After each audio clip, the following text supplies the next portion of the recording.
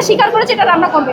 পরবর্তীতে সাংবাদিক সহ ডাকসু প্রতিনিধিরা আসার পর বলে যে মানে এই মাংস রান্না হবে না, তারা নতুন মাংস আনতে পাঠিয়েছে। তো রান্নার উপকরণ যেখানে আছে আপনি সেখানে রেখে দিয়েছেন, আবার বলছেন এটা রান্না হবে না, এটা কিভাবে সম্ভব? বাজার থেকে ওরা তো সকালবেলা মাংসটা আনে, আর আমাদের ফ্রিজটাও ভালো না, ফ্রিজে ঠান্ডা হয় কম। 2টার পরে বাইর করানোর পরে দেখছে মাংসটা কালো পাওয়ার এবং গন্ধ। আইডেন্টিফাই করতে পারি যে এটা পচা মাংস, তখন তারা ইনস্ট্যান্ট কাউকে হয়তো ফোন দিয়ে খাবারটা আনতে বলেছে, যেটা আমরা পরবর্তীতে দেখতে পেয়েছি সেই ভাউচার সহ মাংস নিয়ে এসেছে। আরও যেটা কথা, তারা হচ্ছে ওই মাংস রান্না করার জন্য মশলা কষানো তাদের অলমোস্ট শেষ। তো কেউ যদি মাংস আনতে পাঠায়, সেই মাংস আসতে তো সময় লাগে মিনিমাম 50 থেকে 1 ঘন্টা।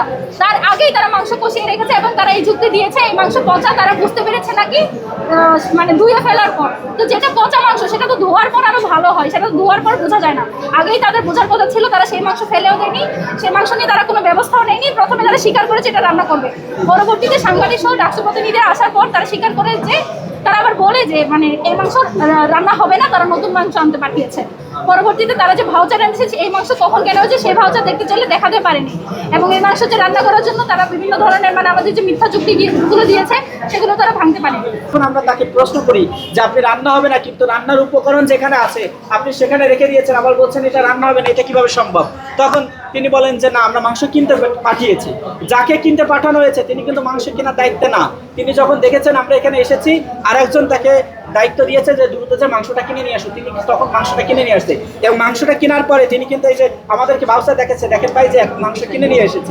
তখন তাকে আমরা বলেছি যে আপনি যে এখন মাংস কিনে নিয়ে আসছেন, তাহলে আপনি আগের যে মাংসটা পচে গেছে ওইটা কখন কিনে নিয়ে আসছেন সেটার ভাউচার দেখান। তখন তিনি বলেন সেটার ভাউচার নাই। সেটার ভাউচার, যিনি মাংসের প্রকৃত কেনার দায়িত্ব তার বাড়ি হলো নরসিংদী, তিনি 2টার সময় চলে গেছেন।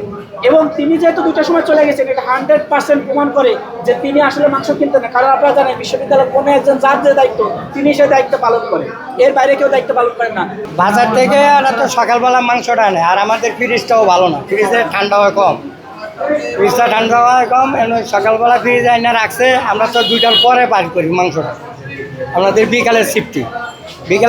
বিকালে 2টার পরে বাইর করানোর পরে দেখছে মাংসটা কালো পাওয়ার এবং গন্ধ করার জন্য মাংসটা আমি সাথে সাথে বাতিল করে দিচ্ছি। এবং যে বাজার করে নতুন মাংস আমি আনাইছি, নতুন মাংস আনায়া পরে হয়ে গেছে। এর ভিতরে ছাত্রছাত্রীরা আইসা হাজির, মিডিয়ারা হাজির। না, ওই দিতে পারেছি 2 যখন আমার আনছে তখন আমি নাকে দিয়ে দেখি গন্ধ করে, তখন এটা আমি বাতিল করে দিচ্ছি যে এটা ছাত্রদের থেকে খাওয়ানো সম্ভব না।